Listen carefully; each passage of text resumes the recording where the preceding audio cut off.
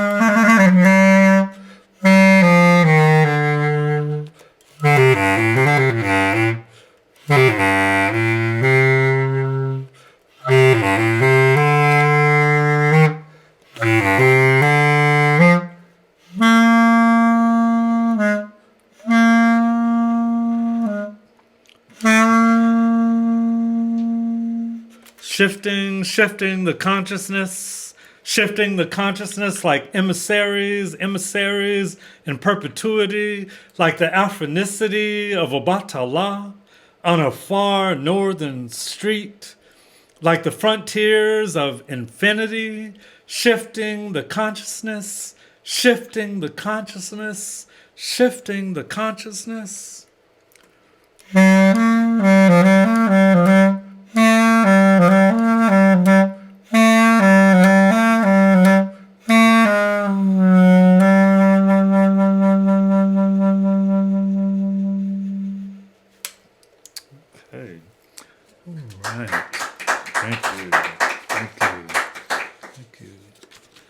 And this is just kind of a funny little poem.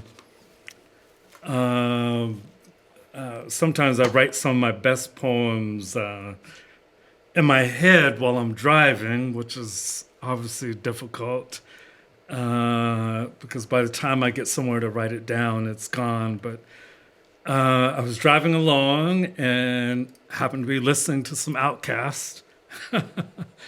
And there was a funny kind of spoken part, real southern kind of spoken part. My mother's from Alabama, and so I definitely recognized the voice.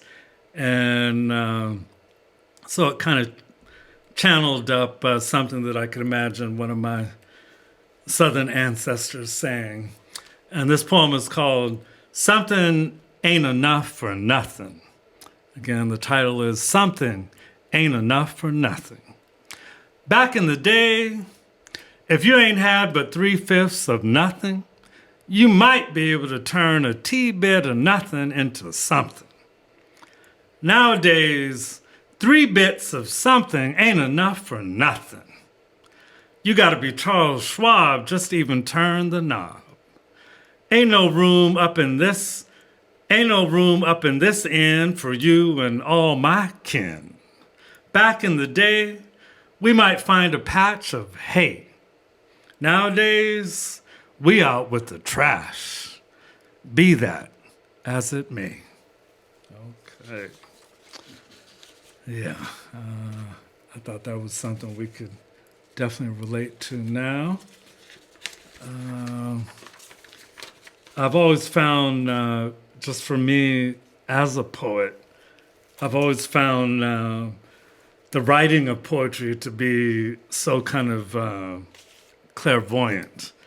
Often I'll write something in the past that will say so much to wherever we are now. And I think that really speaks to where we are now. It's another poem called Dead in the Face. There are several ways to handle a fight. For some folks, it's an eye for an eye. If someone hits you 3 times, you hit them 3 times. If someone hits you 23 times, you hit them 23 times. If someone hits you dead in the face, you make sure you hit them dead in their face 10 times harder. For some folks who have been hit hundreds of times for hundreds of years and have never hit back, never called for justifications of war, never returned one pounding punch of all the throws that still continue to malign the faces of a future that only looms for more. Some folks who might be ready to bring all vengeance to the judge's door. There are several ways to handle a fight. How this ends won't be just another treatise of promised rice. Okay. It's kind of foreshadowing there. Thank you. Okay. And this is one of my favorite poems here. Definitely has a certain musical cadence to it, called Marooning in the Key of No Bullshitting. Just in the history of a lot of people's survivals in the Western world, in the Americas, here in North America and all the way down through the Caribbean and South America, Africans, oppressed indigenous people, oppressed, Scottish, oppressed Europeans, have often found freedom up in the mountains, say like the Appalachians here in this country. And these people were often referred to as Maroons. And this is a very large part of the history of the Americas that is often not taught. But I love mountains. I've always been drawn to mountains. I know for a fact that I'm definitely descended from Maroons, and I'm constantly trying to get back up in those mountains myself. So this is called Marooning in the Key of No Bullshitting. I'm a poet without permission, even a jazz musician, a healer without suppression. I'm a dealer of free ascensions. I'm a poet without permission. I don't heed no prescribed notions of whitening authorizations. I'm a dealer of free ascensions. I'm a poet without permission. Free as our dreams and all fugitive constellations. I'm a poet without permission, without permission, without permission. Free as the Maroons, free as the Maroons of endless insurrections. I don't heed no prescribed notions of whitening authorizations. I'm a poet without permission, even a jazz musician. I'm a healer without suppression, flying wide as a remedy, flying wide as a remedy full of emancipation. I'm a poet without permission. Okay, thank you. All right. That would be fun to tell an officer if I got pulled over someday. Okay. All right. Okay, I'm going to do a little more music and then poem. And this, just so everyone knows, it's kind of not an instrument that people see every day. It's a bass clarinet, although it looks kind of like a saxophone, but it is a clarinet, and it's a bass clarinet in the clarinet family. They go from much, much bigger than this, the contrabass, all the way up to the standard clarinet that most of us know. And this clarinet is a very valuable old wooden one, which gives it that great, real woody tone. But being this clarinet was made sometime between the turn of the century, which would be the 20th century, and 1920. So this is literally 100 years old now. So it gets a little finicky from time to time. So if you hear a note get a little silent, just give it a minute. It'll come back.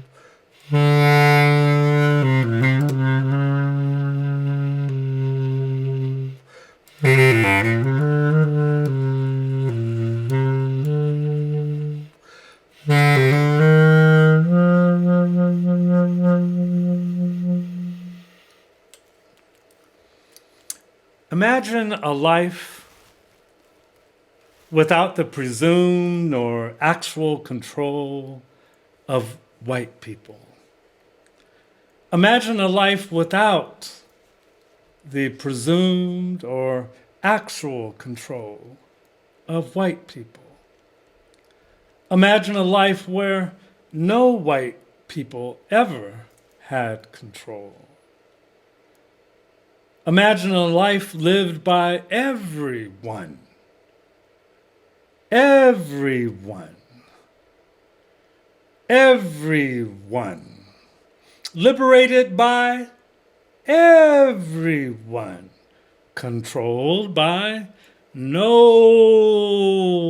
one. Imagine a planet shared by everyone, everyone, everyone. Imagine a life without the presumed nor actual control of anyone. Imagine a life that just simply breathes, breathes, breathes, breathes, and blossoms on its own. Like an orbiting galaxy of free lives mattered, free lives mattered, free lives mattered. Imagine a life without the presumed nor actual control of white people. Then go live it wildly. Go live it wildly, wildly, as your own. And that poem is called Wildly. Thank you. Thank you. Okay. All right. This has been so fantastic. Hello to all of you people out there that I can't see, but I know you're there. And thank you so much for tuning in. And thank you so much for Vincent and the studio here for putting these streaming sessions on. I definitely so appreciate it. This next poem I'm going to do is called Small Time Boys. This is a fun piece. It's funny. I don't know, from childhood to adulthood, from residential to presidential, it always amazes me how still find myself in situations of bullies and having to deal with bullies. Again, be they residential or presidential. But I always forget to take off my keys. So this is called Small Time Boys. Small time boys always sniffing at my joys, sniffing at my joys, looking at my voice, licking at my toys, small time boys. Dancing tantrums in my foils, pitching ransoms, full of noise, full of noise, full of noise. Thinking they can ride my passions with such teeny little egos full of such itty-bitty swords, small-time boys, falling fast around my poise, thinking God's hand almighty somehow graces them to storm my shores. Small-time boys, small-time boys, small-time boys, small-time boys. Always sniffing at my joys, flipping colonies in the guise of snakeskin lures. Small-time boys, better get from around my floors. I'm a whole lot of reason. Liberation gets to stomp the shit out of all them small-time boys. That's a fun one. Thank you. Okay. All right. So, how are we doing on time? Doing okay? Okay. All right. Well, I'm going to do a little more music, and then we'll return to some more poems. I've always, one of the measures when I first started performing, which was over 30 years ago now. 30 years on the bass clarinet and much longer doing poetry. But one of my measures of success before I knew anything about a note, before I knew any difference between a B flat or a B ugly, one of the first measures of success that I gave myself was when I made it to the point where I had a page turner. And I'm still waiting for that day, but soon enough. So in the meantime, I just throw them on the ground. So this is just a short piece dedicated to all we, and I include myself, but all we Facebook users. And just a short little piece called Say It to the Face. Say it to the face. If cowardice didn't have Facebook, if cowardice didn't have Facebook, how in the world would losers speak? Say it to the face. Say it to the face. Okay. Cute short piece. Okay. Here's another short piece I wrote. It's called Now It's Time. Like a plant you find at the grocery store,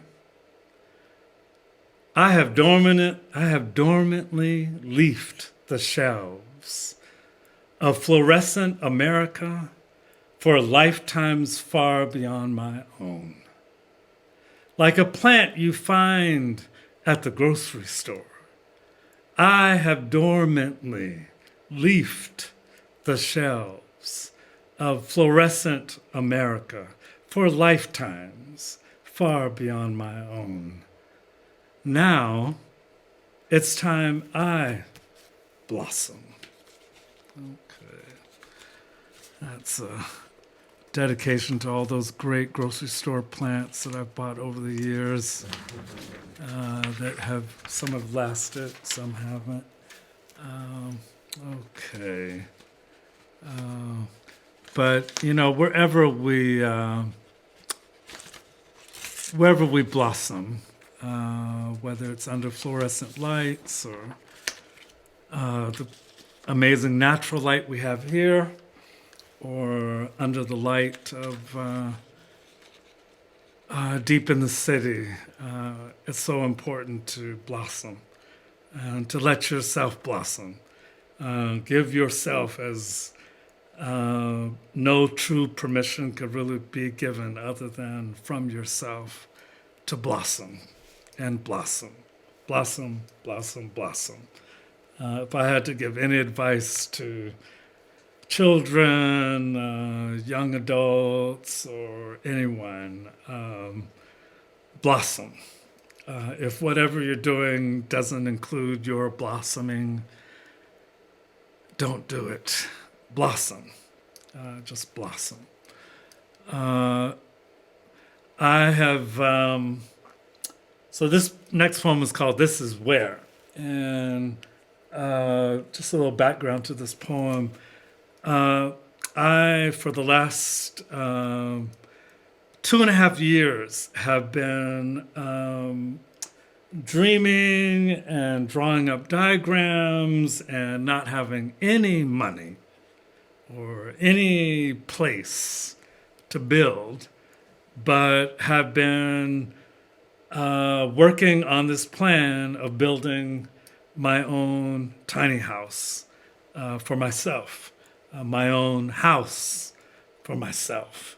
And while the plan is and has been a house built on a trailer on wheels, therefore a so-called tiny house, I've dreamt of this as being an actual house for me, a house that I've never had before.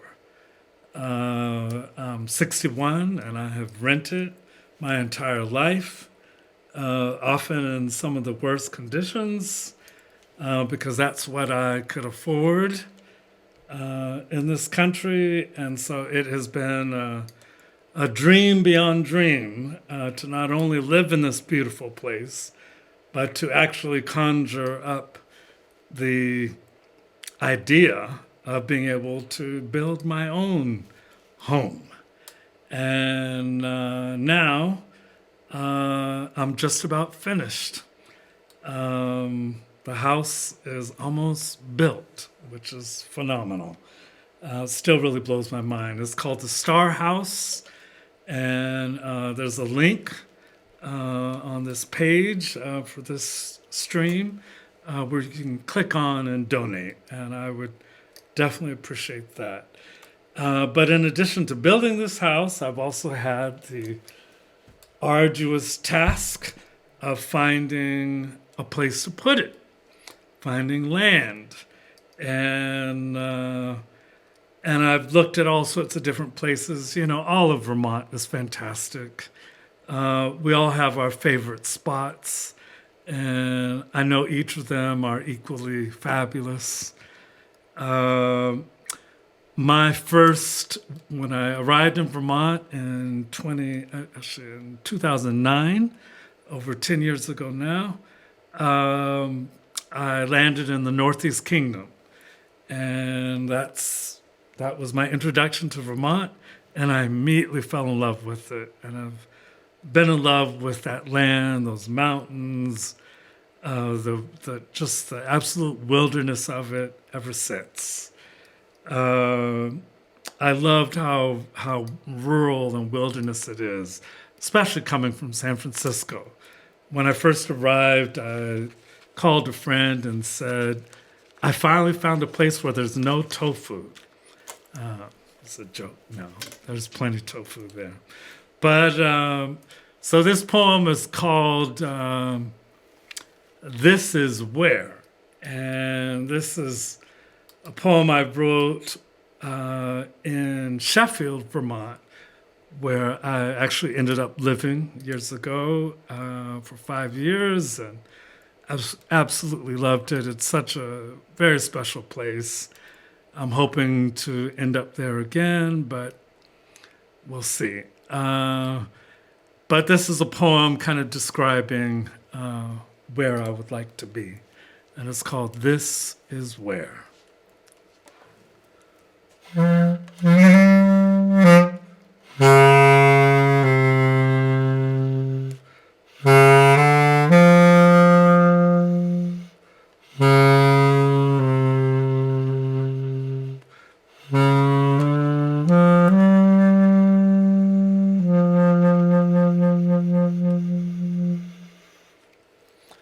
I like climbing deep into the forest of my soul and deciding right then and whole, this is where I shall build my home and flourish as a mountain, black and old. This is where.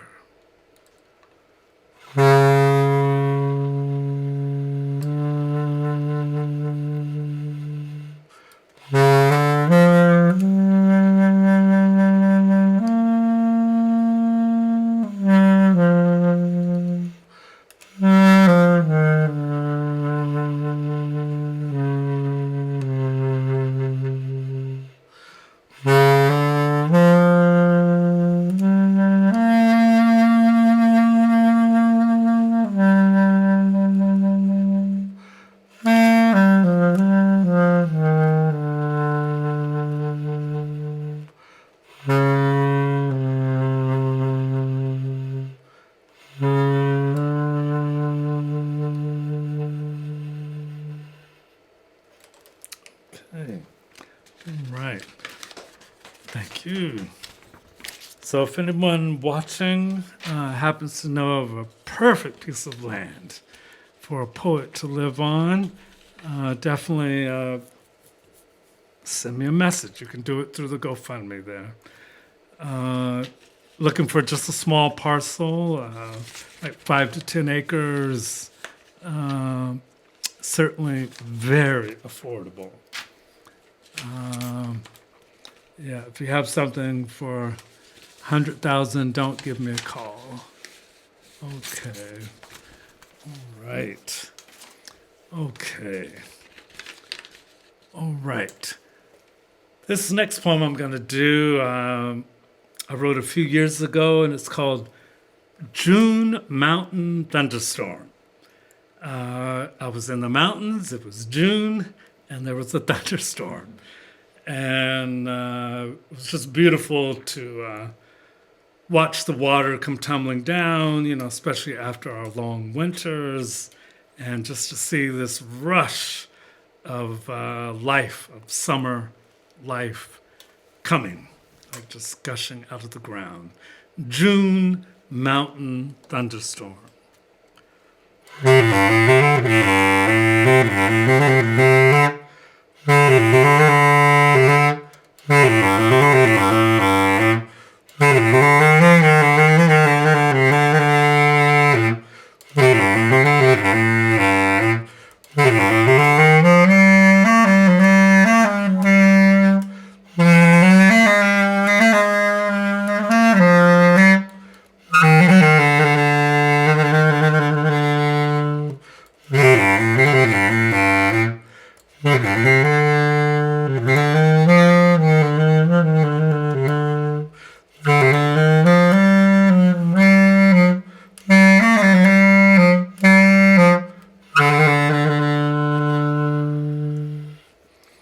Water, rolling orders, water, flashing courses, water, shuffling boulders, water, seeding forces, water, tolling shoulders, water, lightning orders, water, rolling borders into portals, into portals, into portals, water, rolling shoulders within the corners of the universe, water, casting orders into bloom, water, casting orders into bloom, water, casting orders into bloom, water, rolling shoulders within the corners of the universe, water.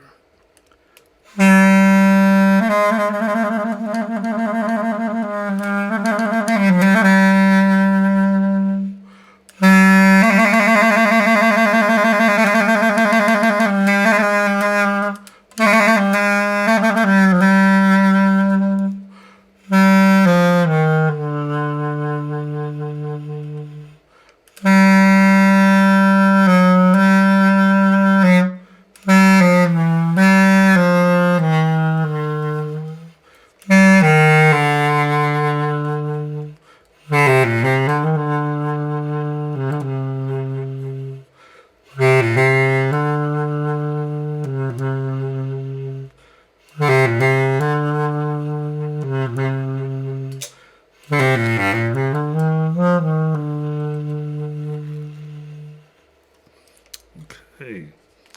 All right. Thank you. Thank you. Thank you. That's one of my favorites.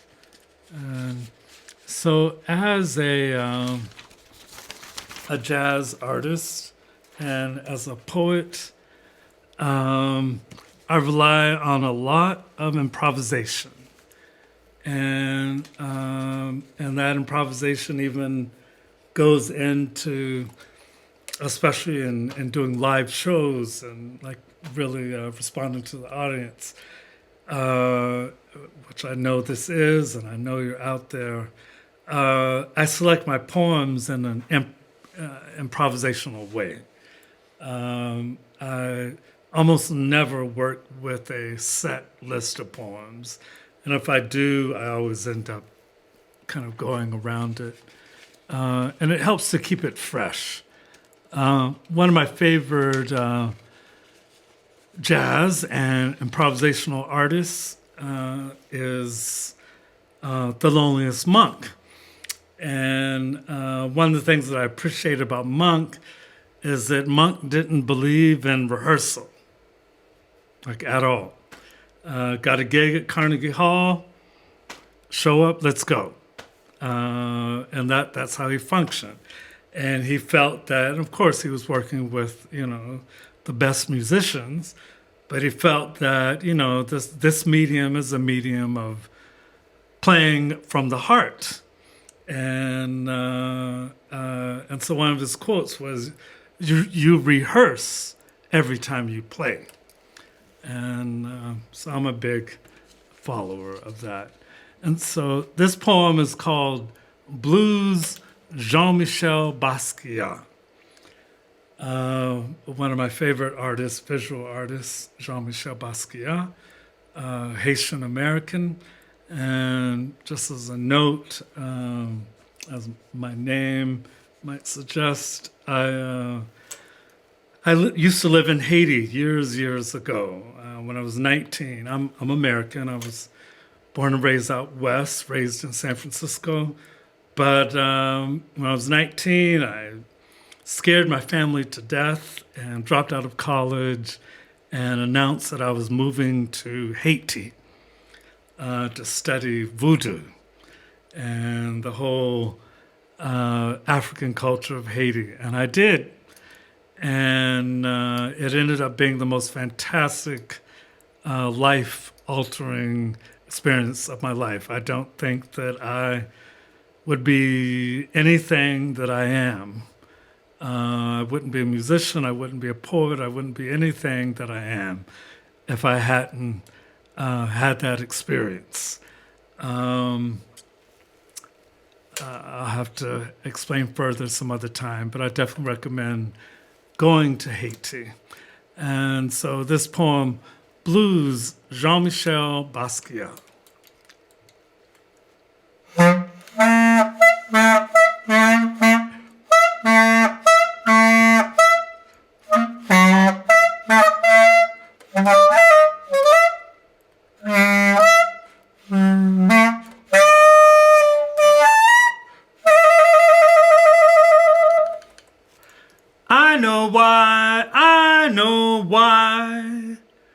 I know why the caged bird bit the hand he was dealt.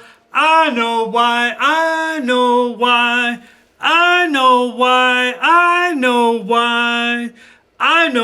the caged bird bit the hand he was dealt and threw and flew the fuck away. I know why the caged bird bit the hand he was dealt and flew the fuck away. I know why the caged bird said, fuck this shit, and chewed that lot to bits. I know why the caged bird does not dream of his captor's yield. Bird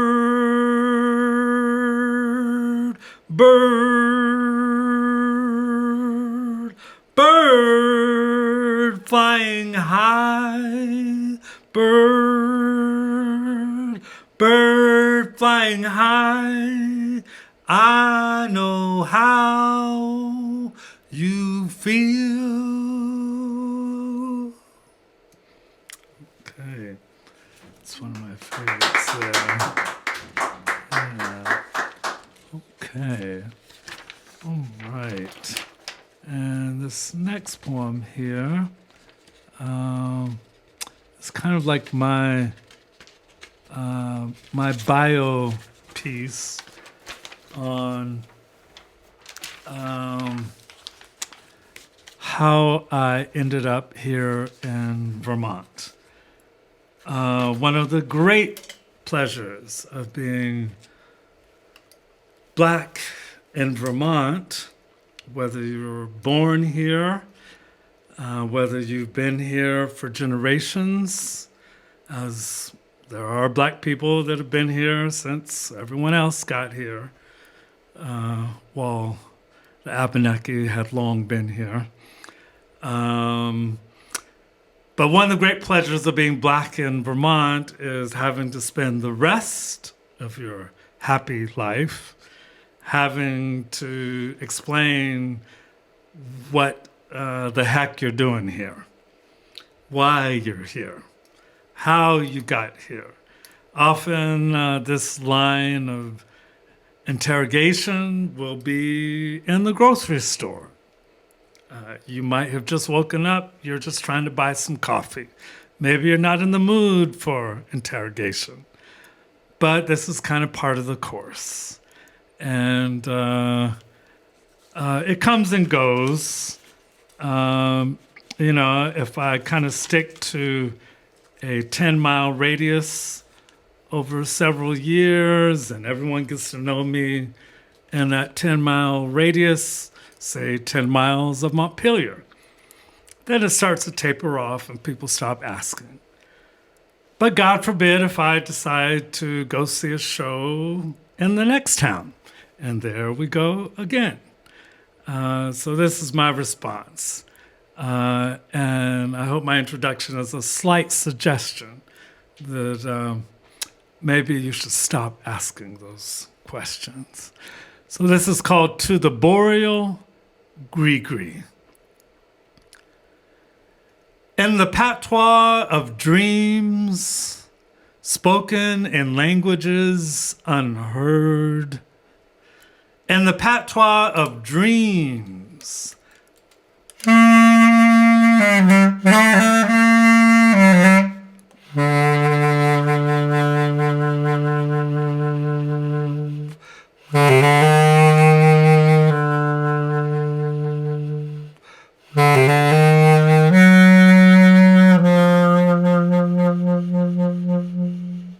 in the patois of dreams, spoken in languages unheard, I had to go north.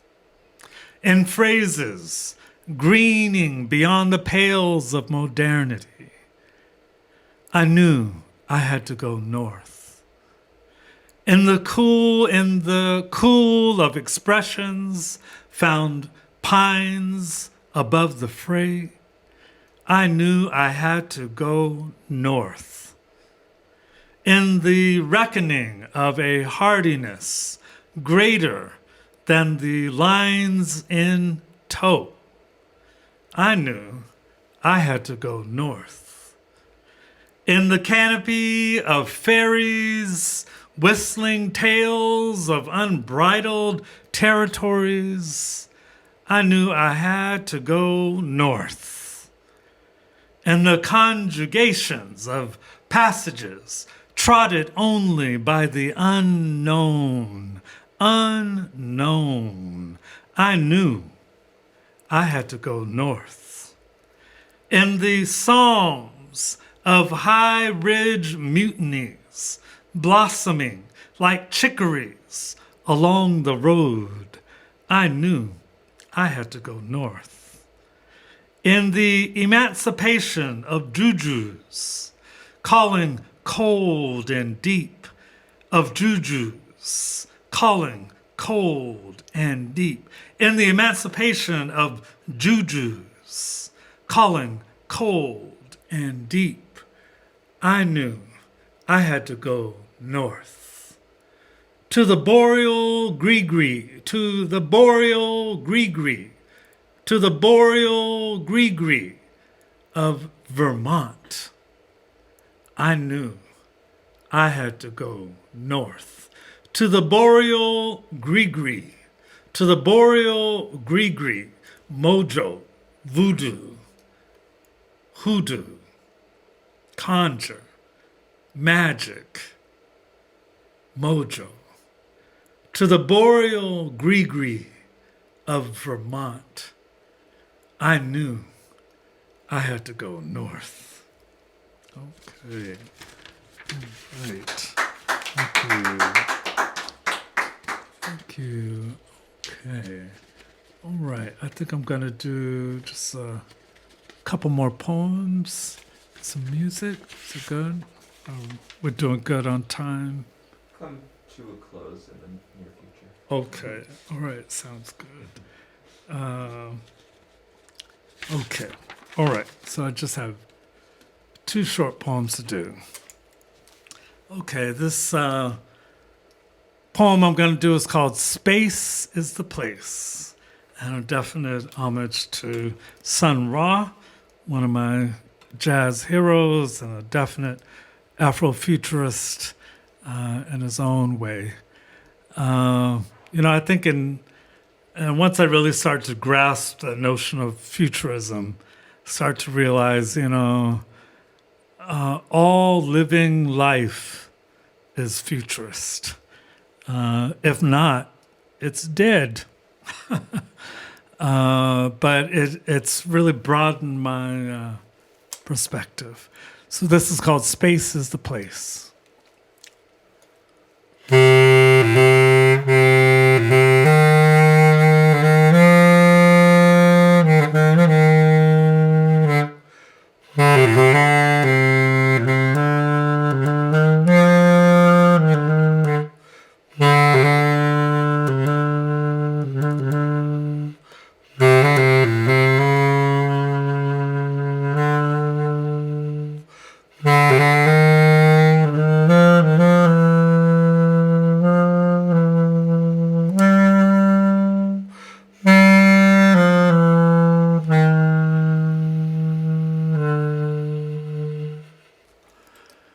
Our galaxies far exceed the seams.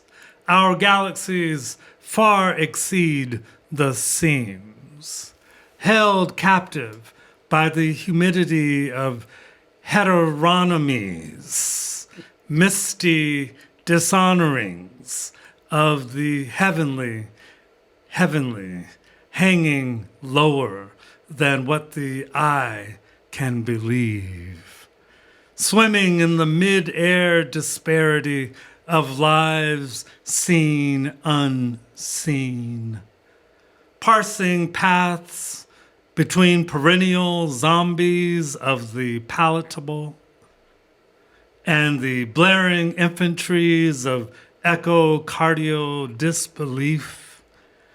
Here on go the seeds of each and every free heart we heave and release, far exceeding the seams of obedience to defeat. Our galaxies of indefatigable self-belief simply cannot retreat, cannot be misconceived, cannot feel the need to adhere to chasms of the cowardly, be they outwardly or buried far beneath the golden lies we bleed. Our galaxies far exceed the need to deceive. Okay, and this last poem I'm going to do, thank you.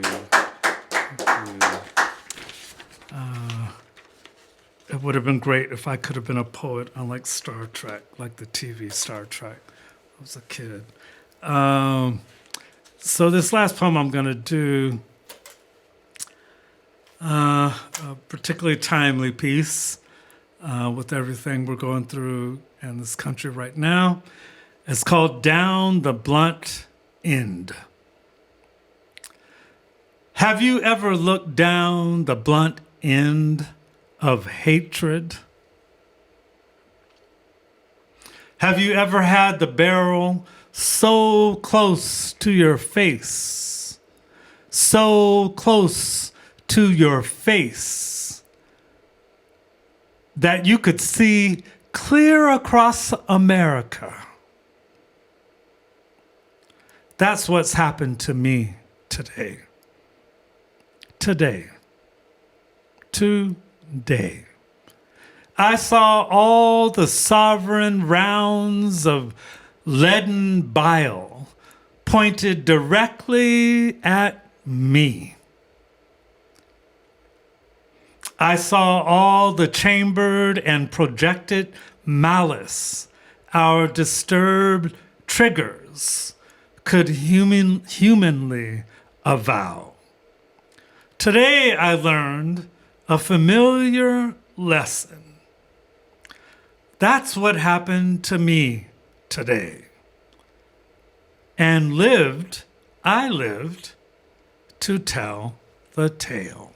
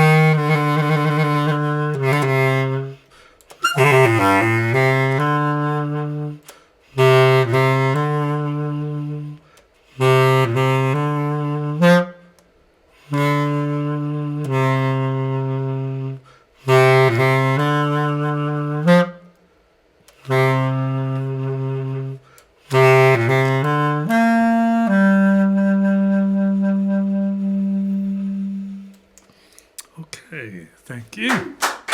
Thank you. Great. Okay. Well, thank you, everyone. Thank you, Vincent. Thank you. Great.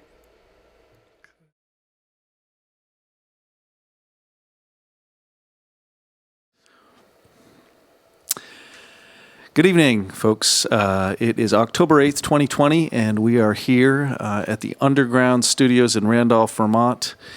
My name is Jamie Gage, and I'm here post-performance with an incredibly talented poet and musician, spoken word artist, Toussaint St. Negritude. Welcome, Toussaint. Thank you. Thank you for having me. Absolutely. Coming down from the Montpelier area, roughly? Yes. Mm-hmm. Right on. Well, thank you for coming down. It was a great performance. You Thank you. brought us all over the place. We saw a lot of the world with your bass clarinet and with your spoken word poetry. Thank you. Thank you. It was so fun to do, like so many musicians over the last few months. Most of us haven't had a chance to perform. And so it's so great. I'm so glad to have this opportunity to perform again, not only to perform, but to, sharpen my skills and, get that machinery still going. So yeah, that's great. It's something that's been going on here at the Underground for the last few months, thankfully, and we've heard that sentiment a lot. It's wonderful to be providing that kind of service, and we'll be back to normal soon, I hope, right? I'm hoping so. It's funny. Throughout the pandemic, since prior to the pandemic, I've been in a band. I'm still in the same band, but we're just kind of on hiatus right now with the pandemic. But a great duo called Jaguar Stereo. And I performed with a bassist, an upright bassist, fantastic, super sensual, intuitive bass player. His name is Gaylord DeWald, based out of Burlington. And so with him on bass, me on bass clarinet, and doing the poetry, it's all that much more wonderful.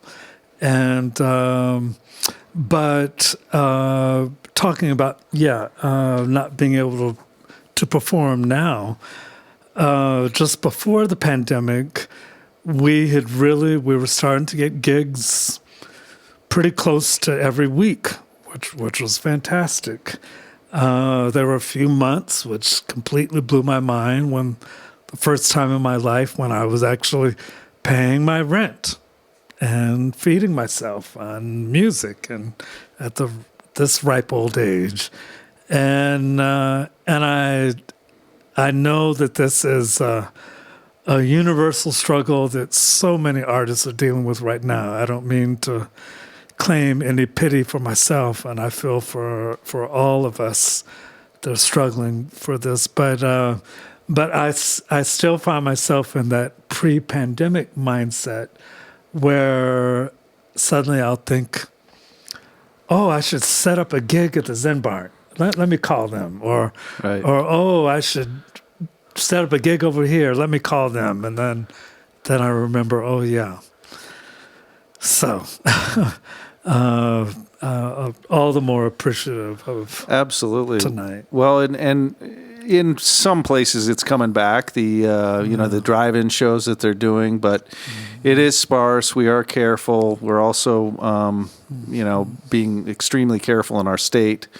So it's heartbreaking for sure to see the revenues go down. There's lots of creative stuff going on, but the performance stuff is not. Are you finding at all any kind of new inspiration because of the isolation of the pandemic at all, or new concepts coming through? Yes, absolutely, absolutely.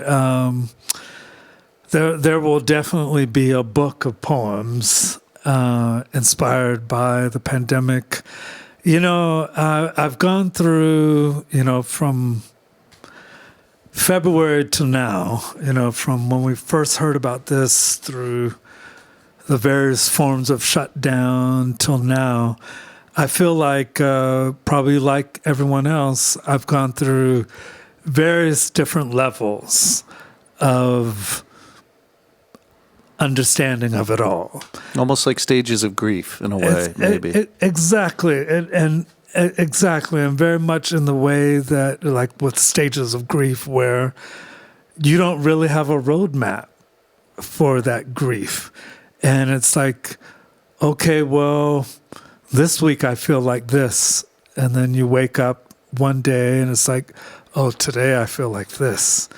And initially, when the shutdown was first announced, I jumped for joy.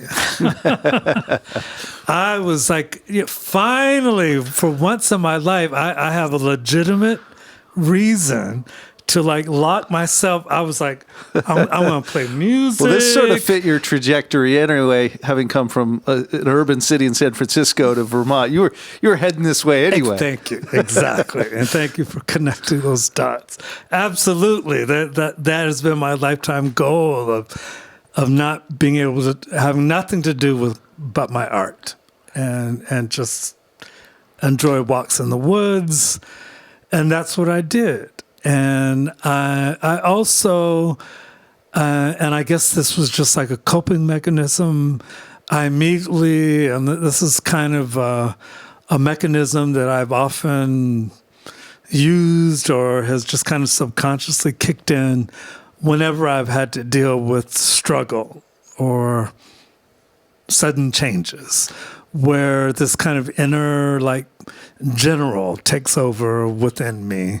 And it's like, okay, all right, we need to do this, we need to do this, and we need to do that.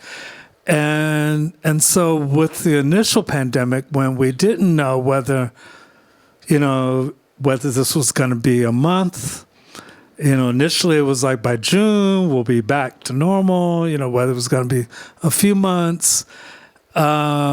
So I was trying to constructively, I often try to be constructive, think constructive. If you're dealing with hardship or, tough situation, well, you can boo-hoo about it, or you can, what's the most constructive thing you can get out of it? And so creatively, I thought, well, okay, I'm going to use this time to write, and I'm going to write a whole new collection of work.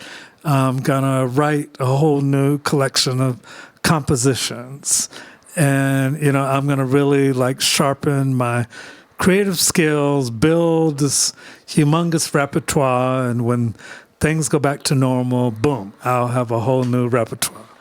Well, that lasted for a few months. That lasted maybe till June. And I was really excited about it. But then there was one morning when and I don't mean to get down on this long story, because I'm sure this is something a lot of people have experienced. But yeah, there was one morning when I woke up and I, after a few months of waking up and okay, what am I going to do today?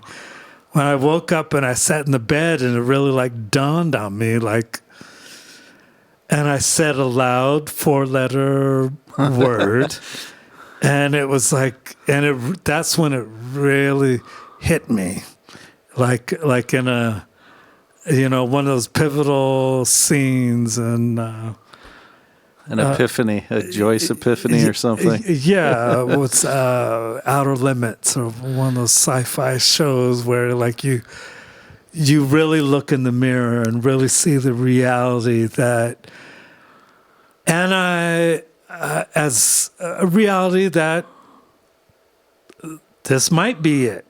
Right, right. That there may not be another type of day. I think there is going to be. Right. Well, your focus as an Afrofuturist, which you described as surreal, and then you mentioned Alice Coltrane in one of your songs, and the shift in consciousness. Was this by any chance June 21st when you woke up and the 4-letter word came out? No. Well, but somewhere in there. It's interesting, that you mentioned that, No, I actually wrote that poem like I think in January, like before the virus.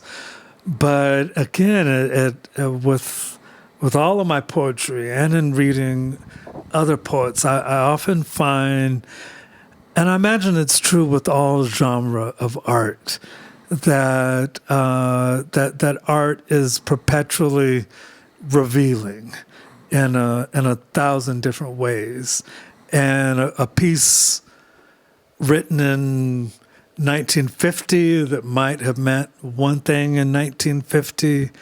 You can look at it or hear it or see it or experience it today and get a whole new revelation. Right. But I think that, you know, it's interesting. I do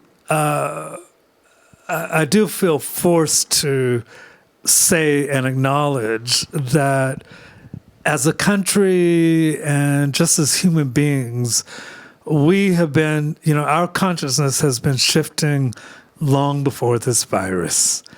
Our consciousness has been challenged long before this virus. We have had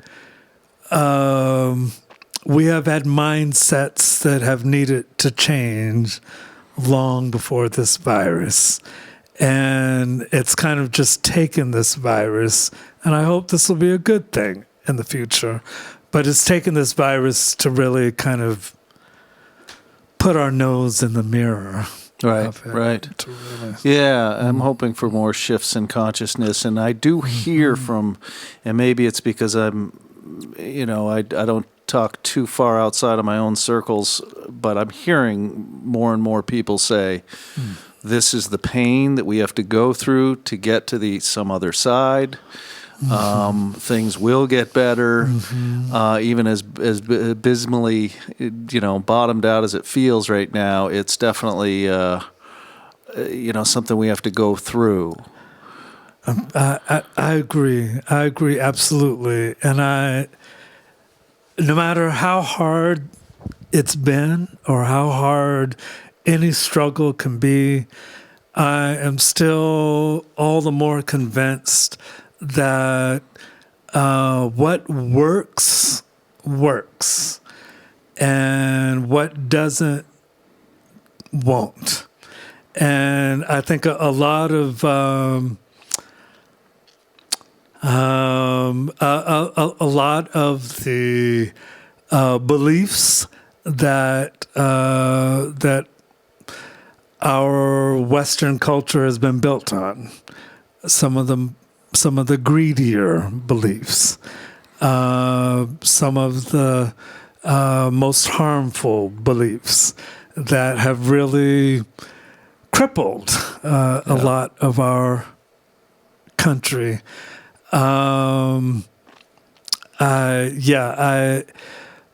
Someone told me once when I was in high school, just kind of an interesting metaphor in changing dirty water into clean water. And if you have a glass full of just the murkiest, dirtiest water, and you have another glass of maybe a much bigger glass of crystal clear, clean water. If you pour that clean water into the glass of dirty water, you know, all that dirt is going to come up to the top. And for that time period, as that dirt's coming up to the surface, it'll look pretty nasty. But if you just keep pouring that clean water in, eventually you're going to end up with a glass of clean water. And I think that, and that's what gives me hope. And I think that practices of hatred, practices of greed, capitalism, and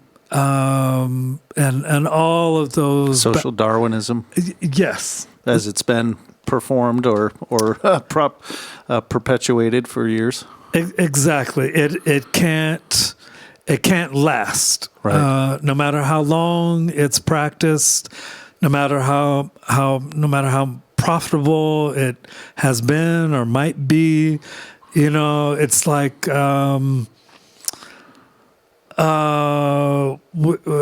a poet, I'm sorry, I always speak in analogies. But It's a great one. What's hopeful about it to me is that you're not taking the dirty water away. yes. You're saying no. Let's keep the dirty water, but let's try to filter it and put more good Exactly. into the hate. Exactly. Because the hate can only maybe eradicate itself. People have to look in the. I think you said look in the mirror. Absolutely. Is that why Trump, our I rarely use his name, so it feels funny coming out of my mouth. I won't usually. I call him Il Presidente. Yeah, I like Is that why we are going through this now? Having to, and really well-intentioned so-called liberal people who really aren't connected to the realities of the world. Is it a time for them to go through the fire and have to look in the mirror a lot harder? I think so. I absolutely. I think it is a global time of purging. I think some of the phrases I grew up hearing my mother say, when push comes to shove, when In Alabama, you said she's from there, or where did you grow up? Exactly. I grew up in San Francisco and the Bay Area, California. My mother grew up in Alabama, just outside of Birmingham. And my father is from near the Cleveland area, from Canton, Ohio. But,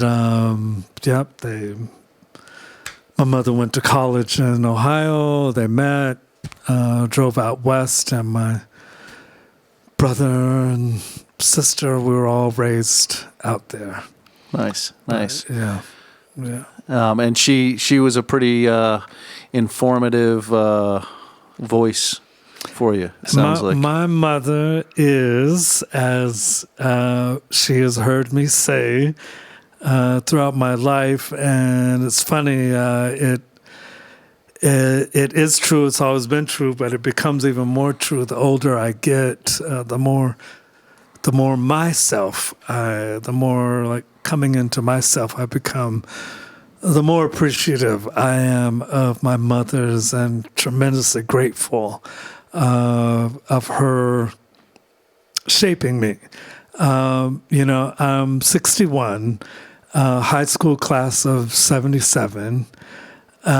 So when I was in elementary school, that was mid-late 60s, and high school, 70s.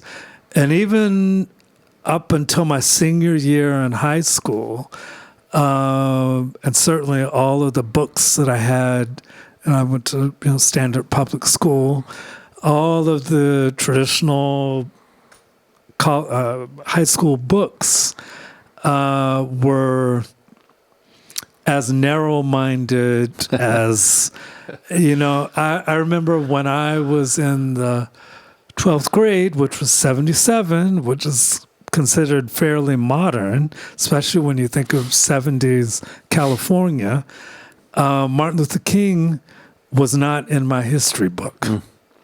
Not at all. He had already been dead, and infamously dead.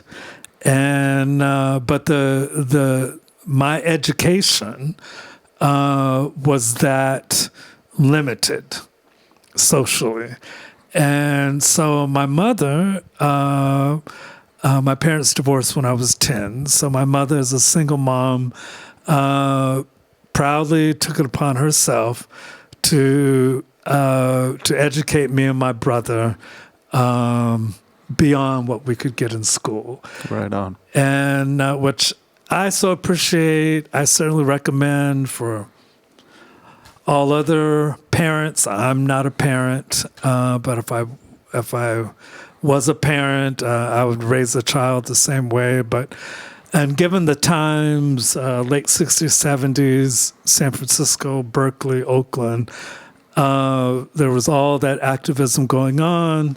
My mother was very much involved with that. The Black Panthers were in my neighborhood growing up, and they were local people. They were, if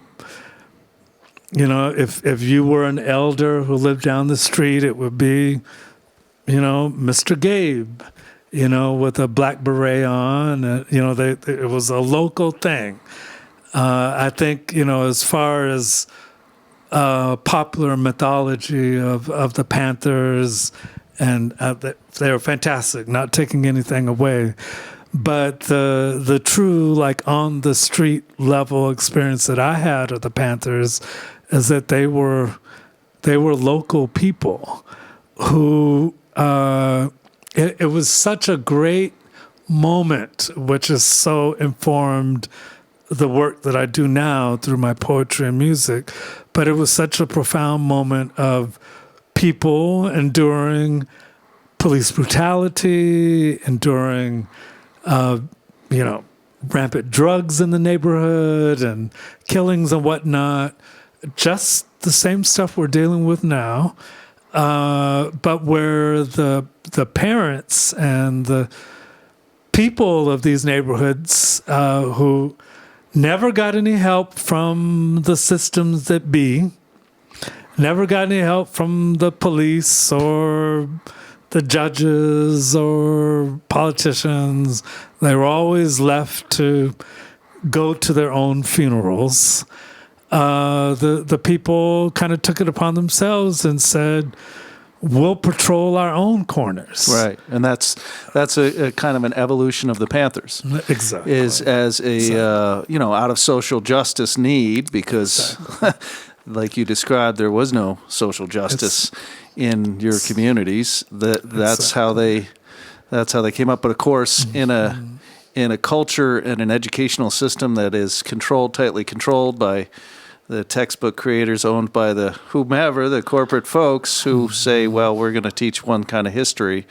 That's probably a hard, and it still continues to be. When we hear the name Black Panthers, it is not with the love that I'm sure they brought, but the way that it wants to be directed by a corporate capitalist society. Exactly. And we see that here in Vermont. We see, there are, certain ways, Bernie Sanders has been portrayed.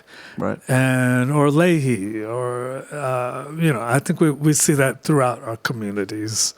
It's just kind of an unfortunate. It is. Your mom, I'm going to go back to your mom. Coming through some of your poems, I don't know if you used it in your description of your mom just now, but one of your poems, and when you talk about advising the youth, you use I don't remember the name of the poem, but blossom is the word that you use, and you just continually hammered on that, which I loved, because that's a message that too often in the educational system gets a little lost, right? 100%. And it took me a long time, I feel later in my life, before I fully realized the importance of blossoming and kind of gave myself the permission to blossom.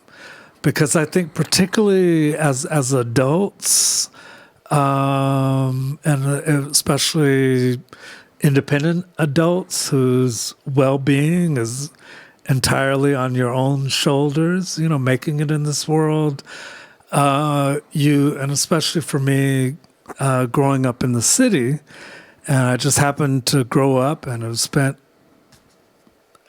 most of my life living in one of the most expensive cities in this country, San Francisco. And getting worse and worse and worse, I understand. Exactly. And so there is like an immediate, like as soon as I've been on my own since I was 18 when I went to college, and 19 when I moved to Haiti, and I've been on my own ever since. And but one of the ways my mother raised me, as a single mom, raising two boys. I also have a sister from my father's third marriage. My mother was his second wife. But as my mother raised my brother and I, knowing that there was a lot that she could offer, but there was only so much she could offer. There were no trust funds being set up or anything like that. And she wanted to raise functional adults, and in every speck of the word, emotionally functional, financially functional. And though she was raising two boys, she is and certainly was, a pretty hardline, or what then would have been considered a hardline feminist.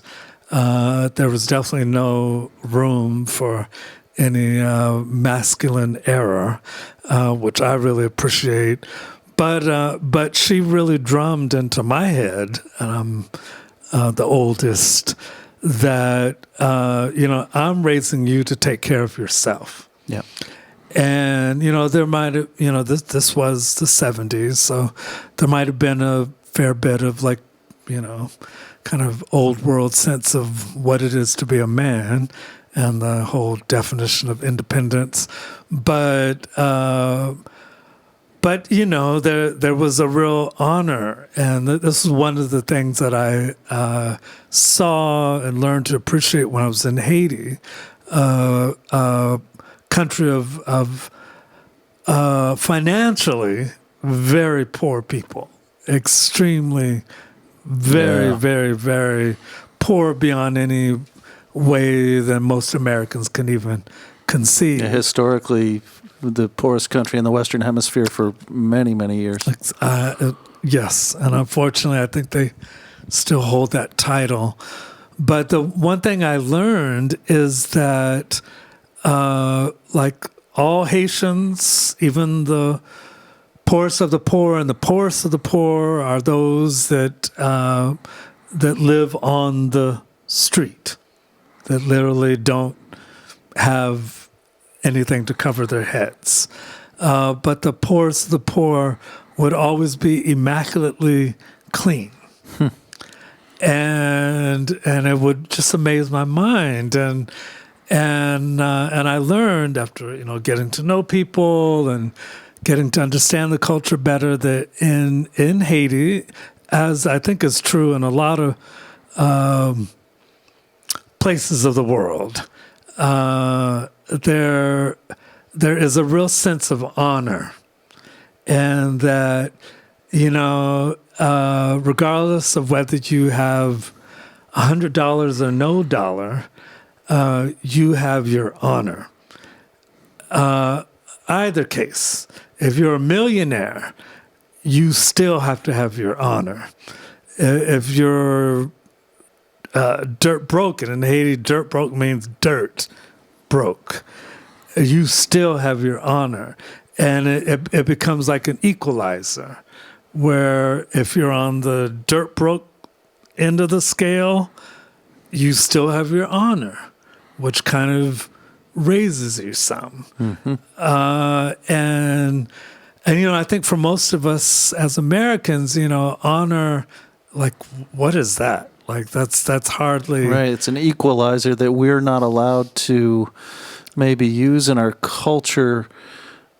I'm just riffing on the idea that it's probably not honored. Mm-hmm. Honor is not honored by a control structure that wants to divide peoples, maybe, or something like that, because we commonly call poor people in this country who are Caucasian white trash, and that's kind of their name, that just eliminates the idea of honor. It's true. And we even use the term dishonorable, which Right. really illustrates. Right, which strips them of humanity, and it's Yes. easier in a capitalist society to denigrate poor people that way. It's so true, and tying back to my mother's raising me and my early years of adulthood. One of the first lessons of survival as like a young adult that I learned, whether from boundaries of racism, like in job hunting, like facing racial barriers or homophobic barriers. I'm also a gay man. I've been out since I was 19. But with all whatever barriers, like, we're not hiring people with red leather pants. I don't wear red leather pants to job interviews, but whatever it is, I quickly learned that that if I was going to survive, because rent is still due, regardless of what your principles are, your honor, dignity, rent is still due. And so one of the quickest, harshest lessons I learned was, I think one of the first jobs I got was at a Jack in the Box, fast food. I don't know if there's a Jack in the Box up here, but like No, but I've seen them. Yeah. I'm aware of them. It's McDonald's, Right, fast food hamburger place. And it was awful. I don't mean to sound uppity, but it was definitely beneath my honor or my dignity. But I did it because I needed to survive. And one of the things I learned from my mother in terms of honor, and that I also saw with Haitians and their honor, is you do what you have to do, which can be fortunate or unfortunate, but it's better to do something than to do nothing, and you have to do something. Yeah. And in San Francisco, because of the high cost of living and the comparable high homeless population, I often felt into my 40s in San Francisco, often felt that that the homeless population was larger than the housed population. It is that visible, and that close. Yeah. As any working San Franciscan knows, you are one paycheck away, just one. Right.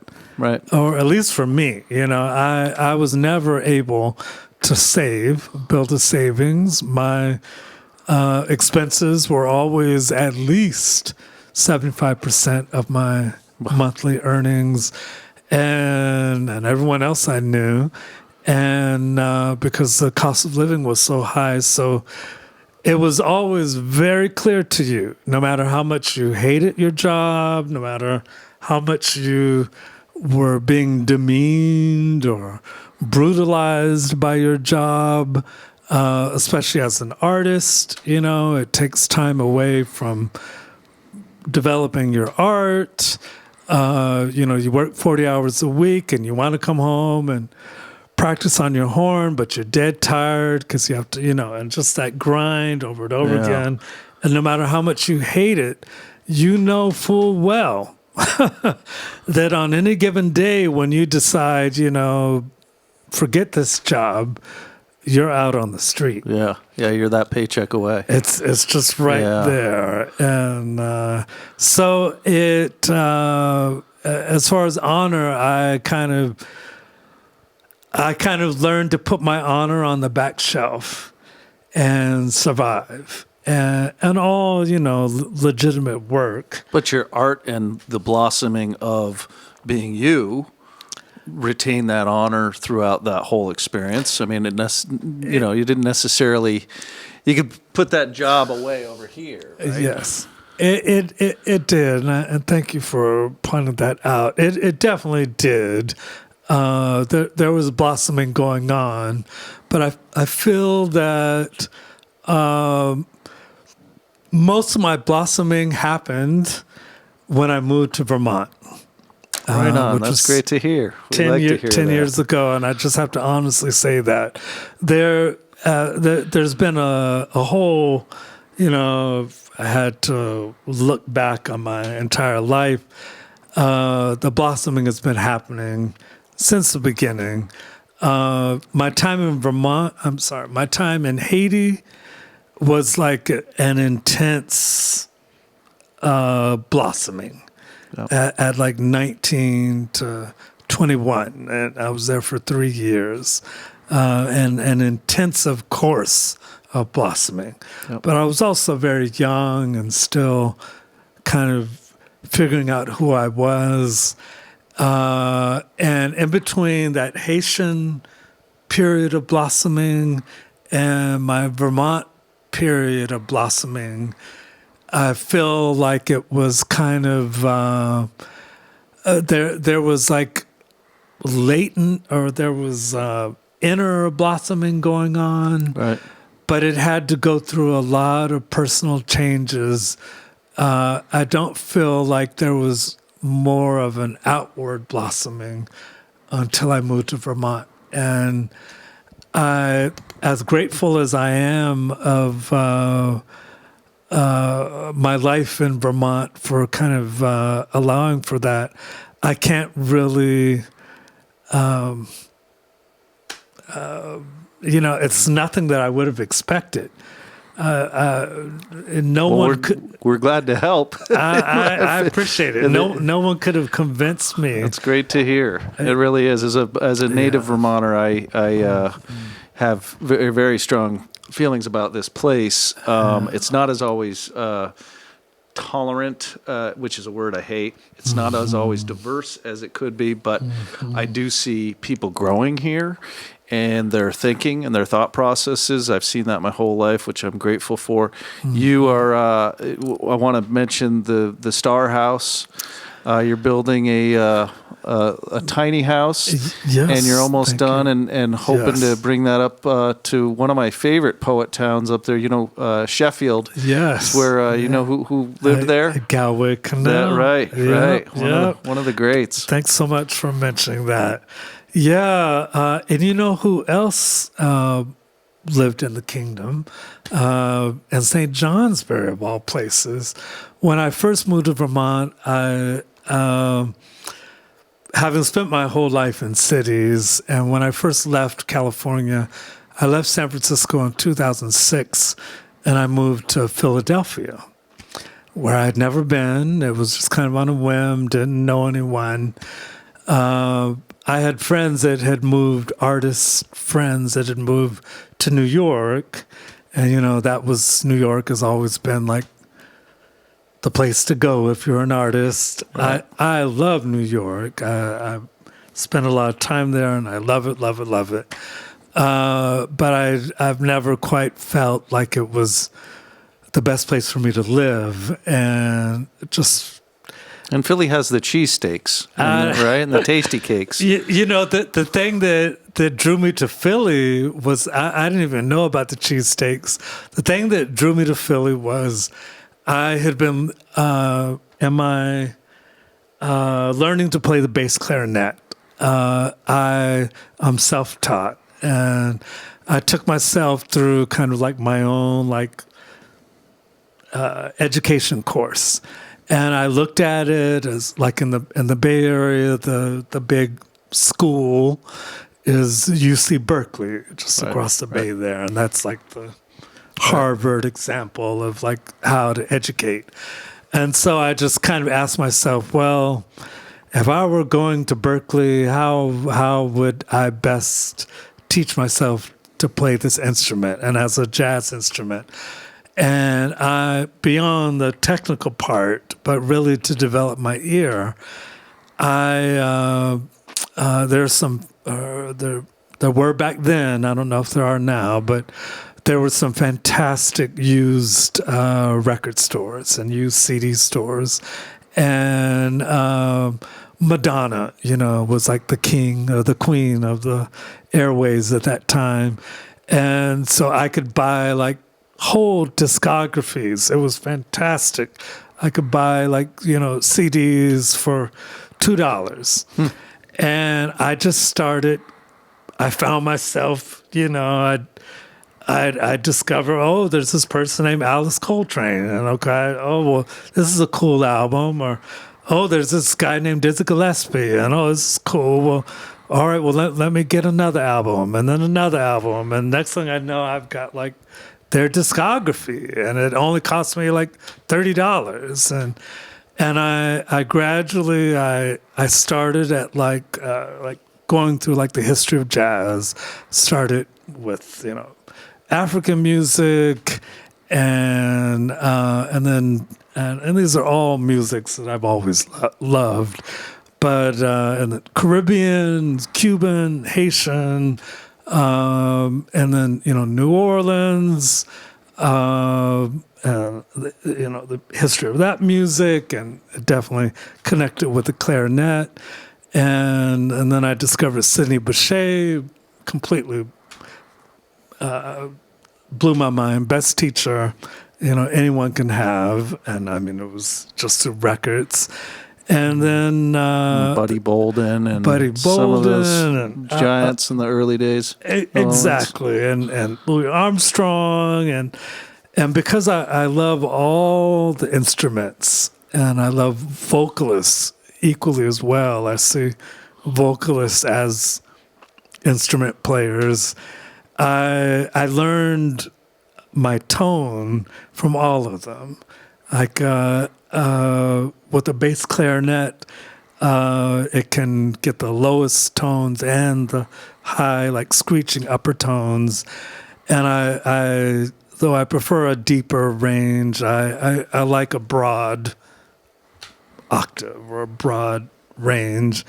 And Sarah Vaughan, one of my favorite singers, one of her great things was that she could, do those, deep, low notes and way up high and back and forth like that, and which was good because it taught me, it's one thing to go,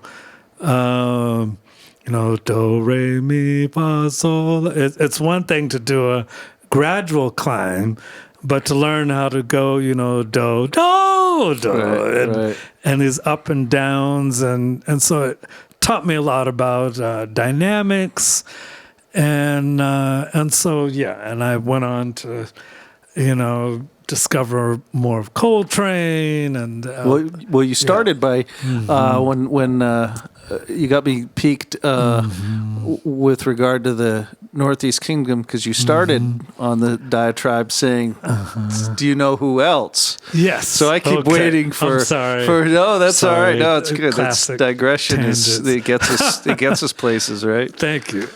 Yes. So when I moved to St. J, I was just there for a short while, and then I moved up to Sheffield. But I was living on Spring Street in St. Johnsbury, and kind of the upper, nicer part Right, of where the court house is, and nice big old homes. I thought that it was the prettiest town. I had no idea of some of the darker elements that were kind of St. J was struggling with. I wish them all the love, and I hope that things get better there. But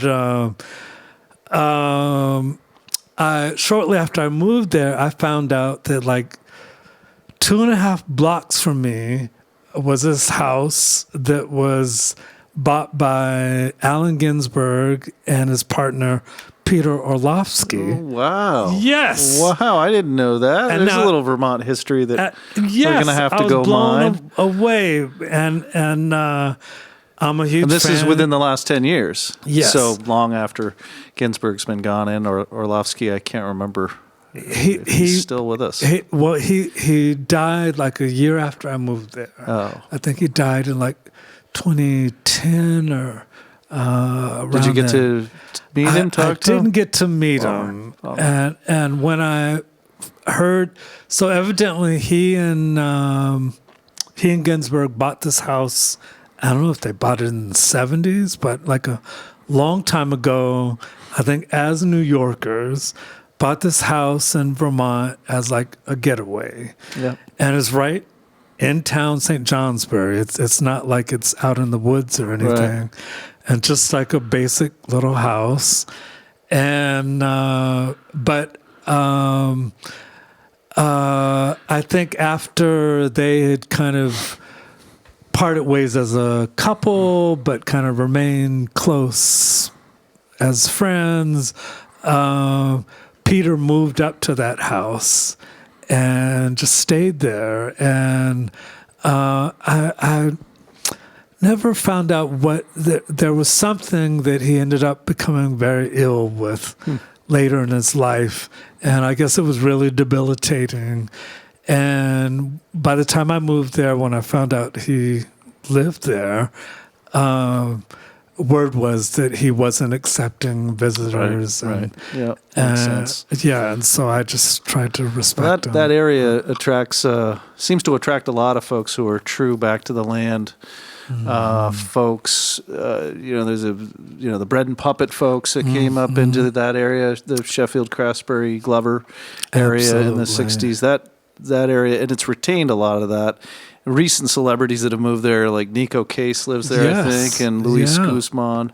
Yes. There is something up there. So Sheffield is way out there. You are looking for land currently. You've got a GoFundMe page that can be linked from this live stream also. Yes. Right? Absolutely. And the house itself is almost done. I want to offer, I bought a property a year ago, and I have 1,000,000 6x6 railroad ties. If you have any use for them, you come down with a trailer and load up. Well, thank you. Guardrails also. Okay. So I have I haven't figured out, my vision hasn't gone that far yet to what I'm going to do with these things. Maybe because they're only 6 feet high too. Ah. So you can't really do too much building. I mean, there's hobbit houses, which I'm having a friend draw up some designs. But anyway, I'll keep that in mind. There might be something. So hopefully, are you hoping to be living in this star house this winter? Yes, that is my goal, and yes, I'm currently living in a cabin in Plainfield with a plan. I moved into it last December with a plan that it would be a temporary spot till I get the tiny house ready for me to move in. And my whole build of this tiny house has been a legitimate house for me to live in. Yep. And I only stress that because I've noticed, just from watching all the YouTube, tiny house builders. Yeah, tiny house builders, which has been, so wonderful. At one point, I was so addictive; it was almost like porn. I just loved, and it taught me a lot, seeing different creative ways that people built. Have you seen the cat houses. people on Instagram? They're just as bad. But I've noticed, it seems this year, that a lot of the people that originally built them are turning them into Airbnbs. Right. So it's a revenue source. Exactly. Yeah. And I, if after I get this house finished, if I could kind of pay this experience forward into some form of housing activism, which I would really like to do, is, I'm building this as a house to live in and as a necessary house to live in. I've been in Montpelier the last 3 years where, the rents are rising every third second. And as a 61-year-old artist looking ahead, I've already lived through gentrification in San Francisco. When I look down the road 10 years from now, as a 71-year-old, will I be able to afford Montpelier rents? or Vermont rents. Right. If you had the delusion of coming to Vermont because it's the cost of living is low, that was something that you. I had that delusion when I moved here. I was psyched, and it was funny when I got to St. J. Since the 80s, my living in roommate situations with 5 or 6 roommates, we were still paying at least $500 apiece with multiple roommates. Right. And when I moved up to St. J, and I rented a 2-bedroom, I'm just one person, but I found a 2-bedroom apartment for $500. And I told all my friends, oh my God, Vermont is so cheap. Then winter came. Well, no. then employment came. Yeah, right.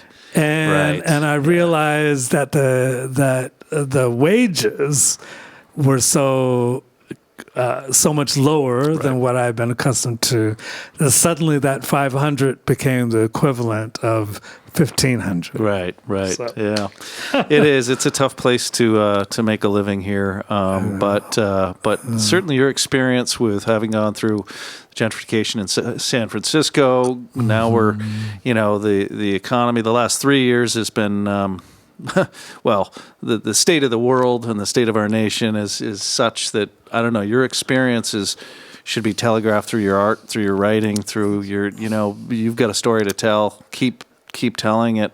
Come back Absolutely. here with Jaguar Stereo. Yes. Right. When we have some openings here in the winter or spring, and give us an update on the Star House. Yes. I'm so excited. Thank you so much for the performance and for the interview, and thank you, and best of luck to you and to everything you're doing. We really appreciate it. Thank you. I appreciate the opportunity. Is there a website that you? Yes. What's the best way to get in touch with? There's a link on the streaming page. It's a GoFundMe link for the Star House, and I do have a personal website just for my poetry and music, and it's just Toussaint St Negritude, like all one word, spelled out. Toussaint St Negritude, no period after Saint. .com. Great. But yeah, I definitely ask anyone. The most beautiful thing about the build of the Star House is that it's been entirely done, and I'm so grateful. It's been entirely done through community help, through the financially community help of the GoFundMe, to the physical help of many different people. I am not a carpenter. I'm a poet and a musician who needs a place to live. But there have been so many people who have come forth every weekend to help on the build of this house, and I've so appreciated it. And we're just around the corner and getting the house finished, but could definitely still use some more help, both in donations to the GoFundMe and physical help. And the most pertinent thing right now is help in finding land. And so if anybody is aware of any acreage out there that is going cheap, I know towns sometimes put up land for sale that they own and they want to get rid of. I know the town of Bethel is doing that right now with a piece too far away for you, but yeah, if anybody has any leads on land, let us know. Thank you. Yeah, thank you. It's great to meet you. Thank you. You too, definitely. Yeah. And we'll see you next time. Sounds good.